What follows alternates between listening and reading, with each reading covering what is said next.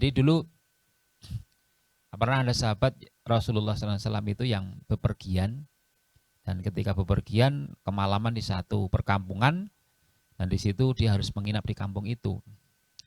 Nah, ketika dia menginap di kampung itu, ternyata orang-orang di kampung itu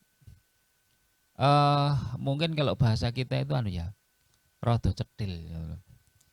Jadi dia itu tidak disuguh, tidak dijamu gitu loh, walaupun hanya air putih gitu loh. Kan gitu ya bangetan gitu kan. Akhirnya para sahabat itu tidur dalam keadaan kelaparan, keroncongan mungkin gitu ya. Nah, saat itu kebetulan di kampung itu kepala kampungnya, kepala sukunya itu baru saja disengat oleh kalajengking. Mungkin kalajengking yang gurun itu besar mungkin ya, tonggeng atau apa itu. Sampai semaput ya, sampai tidak sadarkan diri, dan dicarikan beberapa tabib itu ternyata tidak ada yang bisa menyembuhkan. Keluarganya sudah pada ngumpul, wis pada nangis itu, Bapak jangan tinggalkan kami, jangan mati dulu dan seterusnya. Terus ada seseorang yang teringat, oh ini ada orang yang nginap di kampung kita, mungkin di antara mereka itu ada yang bisa mengobati gitu kan. Nah akhirnya salah satu diutus, udah kalau begitu temui saja. Setelah ditemui, kemudian ia menawarkan, wahai Kisana, ini kepala suku kami ini tersengat oleh kalajengking dan tabib tidak bisa menyembuhkan, ini barangkali di antara kalian ada yang bisa menyembuhkan. Maka berdirilah di antara mereka salah satu, oh ya kami siap gitu ya, kami siap, kami bisa menyembuhkan. Tapi sebentar, kalau kami nanti bisa menyembuhkan, apa upah yang bisa kami dapatkan? Jadi ini begini Ustaz Khairul, nek ngadepi wong medit, wih didoli nganggo cetil genti lah. Tadi kan dia datang aja tamu itu tanpa dijamu itu loh. Lah ini ya kemudian dia mengatakan, kalau orang seperti itu nek dijikuk rosoi gak ngerti ngoh. Ngoh malah awake dhewe grenengan ngoh. Makanya ini didoli cetil genting. Lah kalau nanti kami bisa menyembuhkan gimana? Apa yang menjadi upah kami?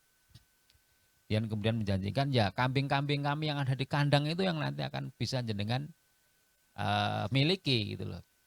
Oke lah kalau gitu. Sudah kamu duluan, kami akan persiapan dengan teman-teman dulu. Tunggu saja di rumah. Betul. Kemudian teman-teman yang lain, loh kamu apa bisa? Gitu. Udah, kita nanti datangi saja. Mereka bersepakat, kita nanti bacakan surah Al-Fatihah, gitu kan. Dengan surah Al-Fatihah. Nah, betul begitu datang, mereka bacakan surah Al-Fatihah bergantian. Ternyata Allah Subhanahu wa taala memberikan kesembuhan kepada penduduk di kampung itu, kepala suku yang sedang sakit. Nek coro Jawa ning ngono langsung gregah apa mak cekekal ngono lho. Dadi sadar tangi terus wis ora rasa lara meneh. Wah, mereka kan senang banget itu loh. Senang ya wis perjanjiane kambing-kambingnya itu kemudian dimiliki oleh para sahabat itu. Nah, kemudian salah satu usul, ini jangan sampai kita bagi terlebih dahulu sebelum nanti kita matur kepada Rasulullah. Ini posisinya ini halal apa tidak ini? Awake dhewe untuk hadiah saka macake surat Fatihah ini, jangan-jangan kita nanti menjual ayat Al-Qur'an untuk pengobatan ini seperti itu. Nah, kemudian betul ketika sampai ke hadapan Rasulullah dan kemudian mereka menceritakan kisahnya seperti itu, kami kemalaman di sebuah kampung, ada kepala suku yang sakit, dicengat oleh kalajengking dan kemudian kami bacakan Al-Fatihah, kemudian diberikan kesembuhan dan kambing-kambing ini sebagai imbalannya untuk kami gitu kan. Maka Rasulullah dengan tersenyumnya Rasulullah itu sebagai tanda setuju, boleh, gak popo, entuk gitu loh, boleh untuk kambing-kambing itu dimiliki atau dibagi untuk kepada mereka. Nah ini kembali juga ke permasalahan di awal bahwa memang ada waktu-waktu tadi yang kemudian harus kita perhatikan. Kemudian jenis penyakit yang saya menggok sedikit tadi itu adalah bagian dari penyebaran dari jenis bangsa jin tadi, maka harus dilawan juga dengan ruqyah, dzikir dan seterusnya. Maka di pandemi corona ini saya usini wa iyyakum bitaqwallah, mari kita banyak beristighfar, banyak menyebut asma Allah, ya kayu ya hayyu ya qayyum bi rahmatika astaghis aslih li saknikulah dan seterusnya, itu kita baca ya. Kemudian juga zikir-zikir yang lainnya. Baik, saya lanjutkan, nanti mungkin ada pembahasan yang lain di tentang sakit bagaimana, nanti mungkin ada pembahasan yang lain secara runtut nanti ya. Selanjutnya ada waktu lain yang tentunya dilarang untuk kita, anak-anak kita dibiarkan bermain. Yang kedua apa? Ya waktu sholat. Inna sholata kanat alal mu'minina kitabam mauquta. Jadi waktu-waktu sholat itu kan sudah tertentu, sudah terjadwal gitu kan, sudah terjadwal. Ya tentunya kalau anak-anak kita sudah mendekati waktu zuhur, ya mestinya harus berhenti syukur sebelumnya. Bahkan ada baiknya kalau sebelum zuhur itu ada bisa tidur sesaat sebelum zuhur, itu ada sunahnya, itu namanya qailulah. Ada sekolah tertentu itu yang memang dijadwalkan sebelum zuhur itu tidur dulu begitu ya, sebelum zuhur itu tidur dulu, namanya qailulah itu.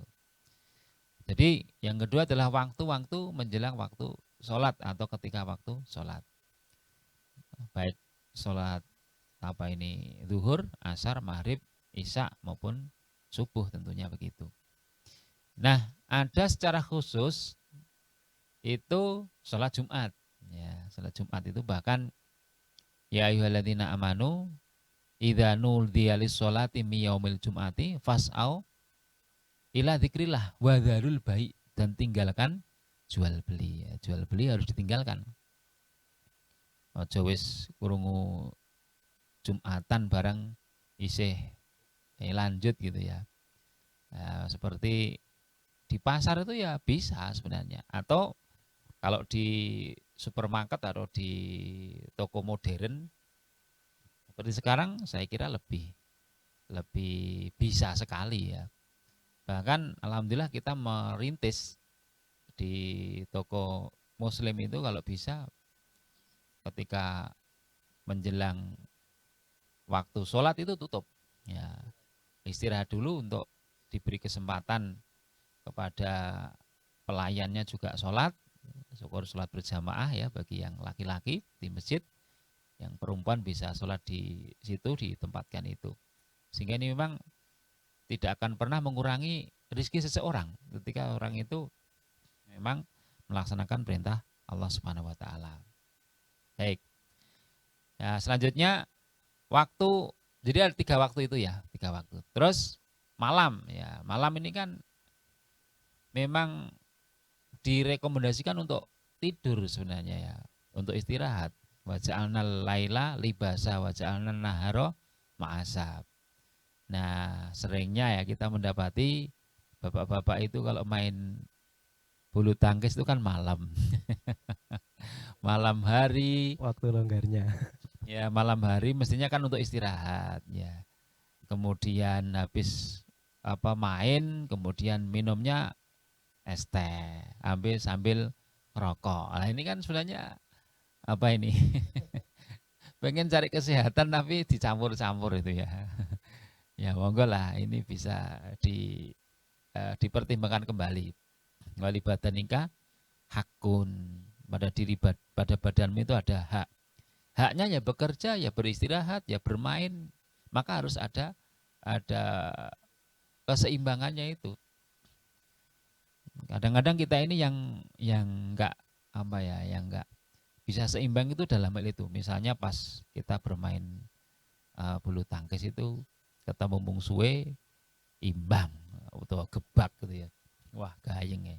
Jadi harus perpanjangan setnya itu sampai dan ini hati-hati loh ya, banyak ini orang yang meninggal dunia gara-gara di lapangan bulu tangkis itu kalau di Gemolong ini sudah lebih dari 5 itu yang saya tahu ya, di itu. Maka ya sebenarnya kan tidak direkomendasikan itu ya Ustadz ya, karena kan gerakannya kan tidak beraturan, maju mundur dengklak ramping lompat sana nih, seperti itu ya.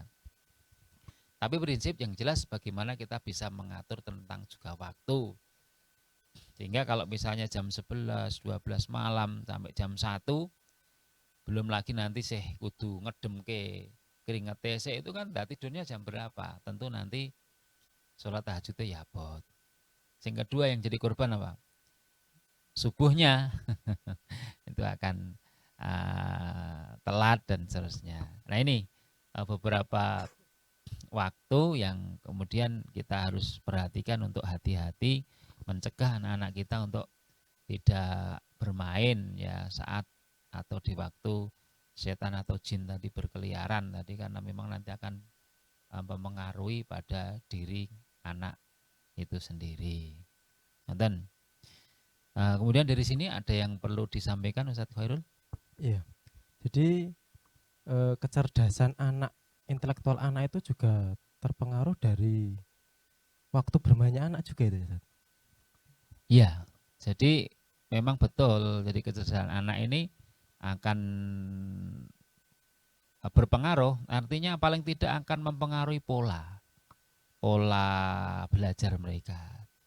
Jadi semestinya memang dengan anak-anak kita ini kita sepakati ya, mulai kita buat jadwal, dan tentu yang kedua lebih dari itu adalah konsisten. Kadang-kadang kita itu sudah buat jadwal yang sing mari ra konsisten nih wong tuane dhewe ya. Mungkin enek acara atau mungkin apa enggak jadi lah, anak kemudian lebih cenderung kemudian ngikuti keinginan hatinya.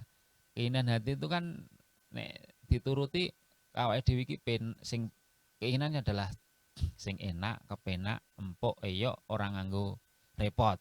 Ya, lah gitu itu. Ya, masalahnya nggak konsisten itu.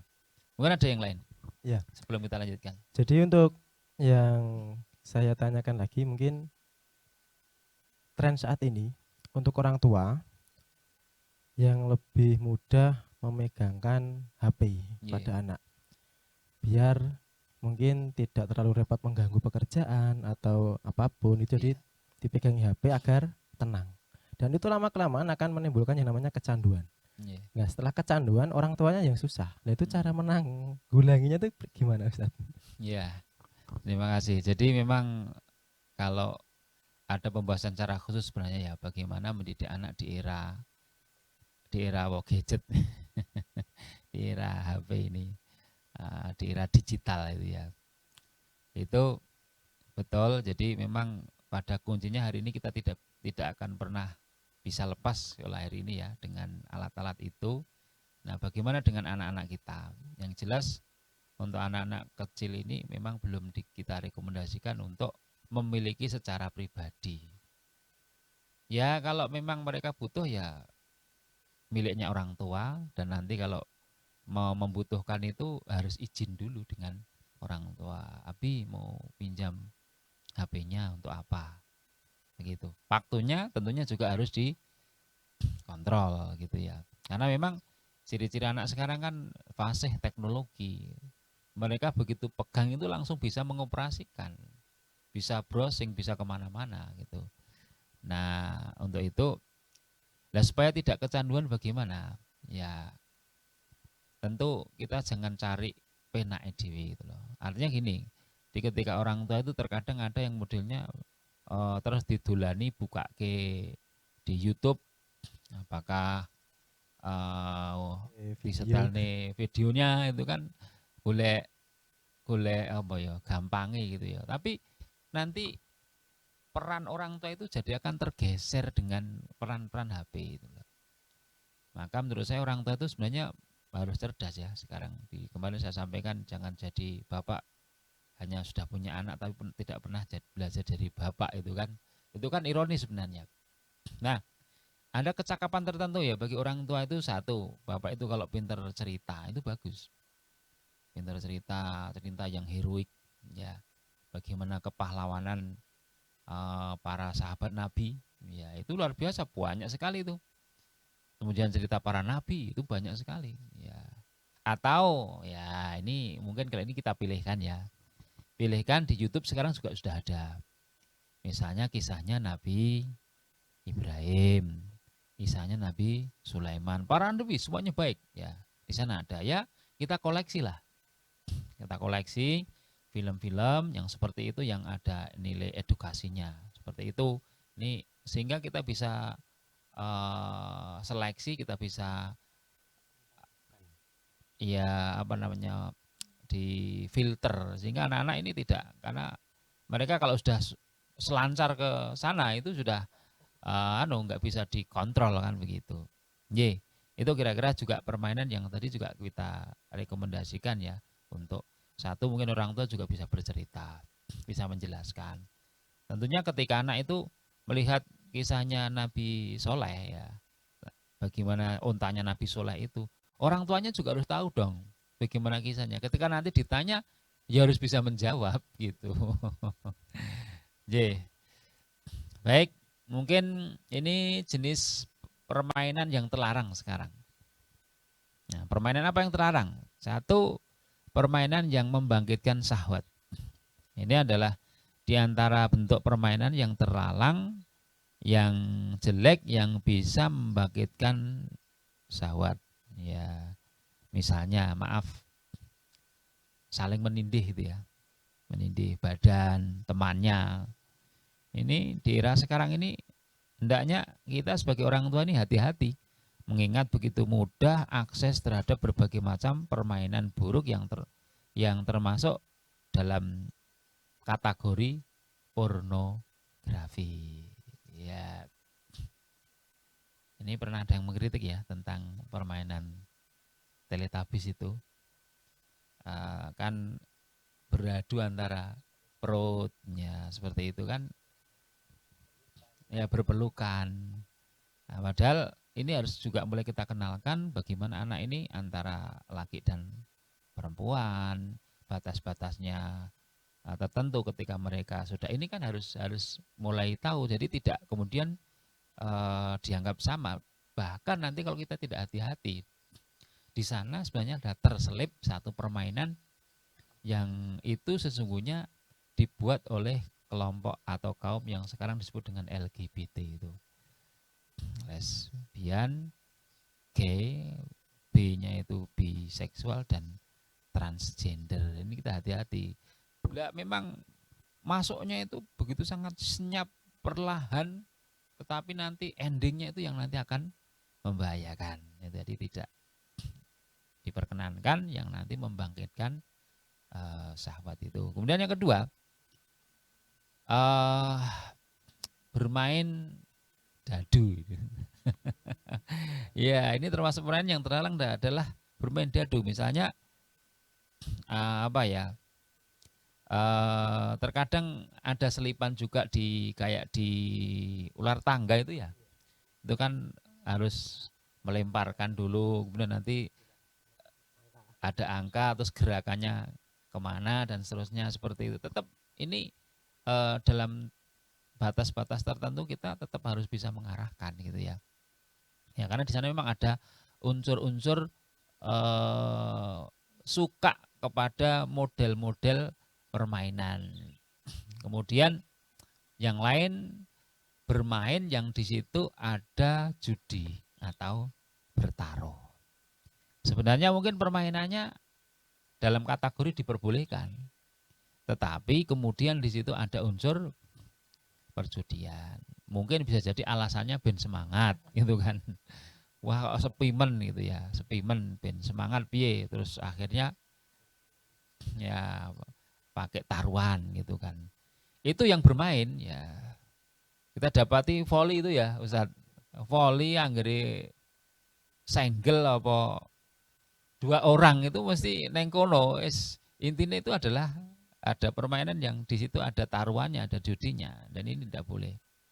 Nah, ini sebenarnya dalam mengajarkan perjudian kepada anak-anak ya, kepada anak-anak kita. Ya, kalau misalnya nanti mau ngasih atau membelikan es teh atau membelikan minum itu ya boleh aja lah misalnya seperti itu. Sing kalah nukoke minum atau bagaimana ya dalam batas tertentu mungkin diperbolehkan, tetapi ini tetap harus berhati-hati ya. Jadi untuk ada unsur taruhan di sana itu memang kita harus ditiadakan.